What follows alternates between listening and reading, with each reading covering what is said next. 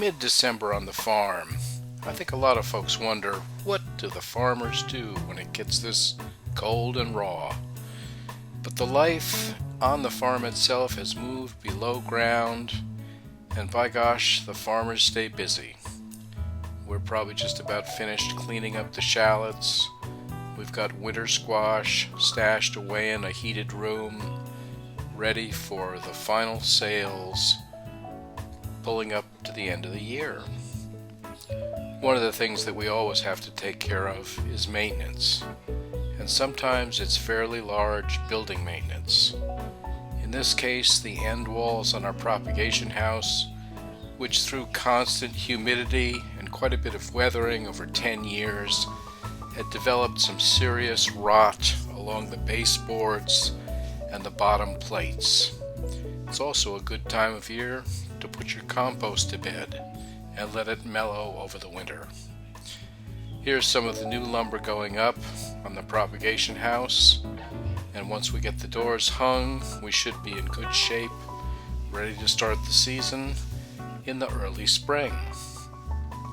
One of the things we looked at earlier was the ramial chips that we were able to get a hold of for some of the new beds that we're forming on the farm.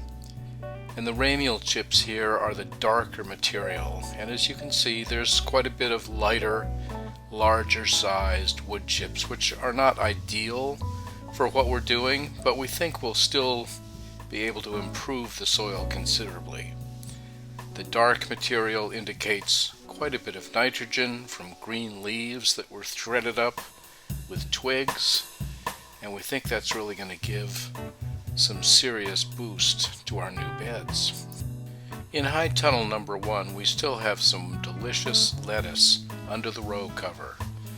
In the center bed, you can see the stiff-neck garlic in the foreground and the soft-neck garlic in the background, getting ready to put on a big spurt of growth for springtime.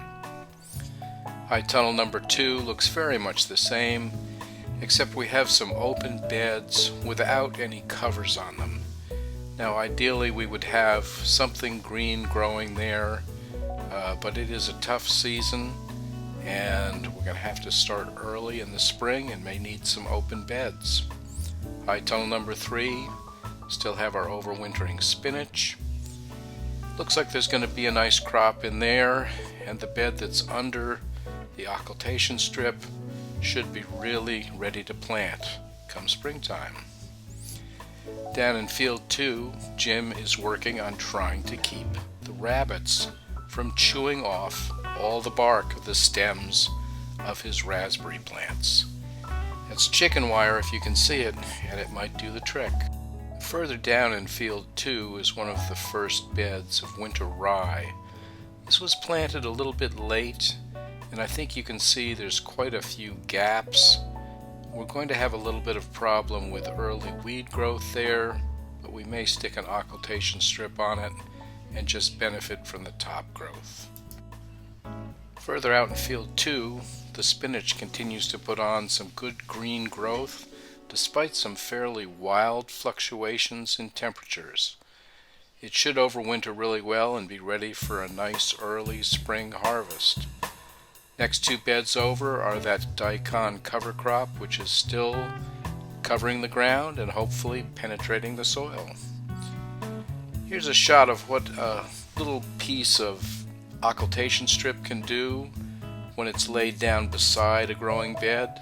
We probably needed that strip somewhere else and pulled it up, and you can see how it's done a good job with the weed control.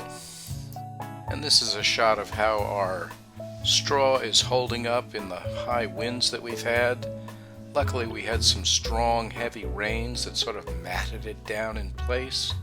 I think it's going to be in good shape come springtime. And the final westernmost section of the field, looking back toward the asparagus patch, this winter rye looks like it will be in good shape come next spring. We may have trouble planting into it, but by gosh, it's going to provide some good root growth and soil life to plant into. Thanks for watching. Take care out there.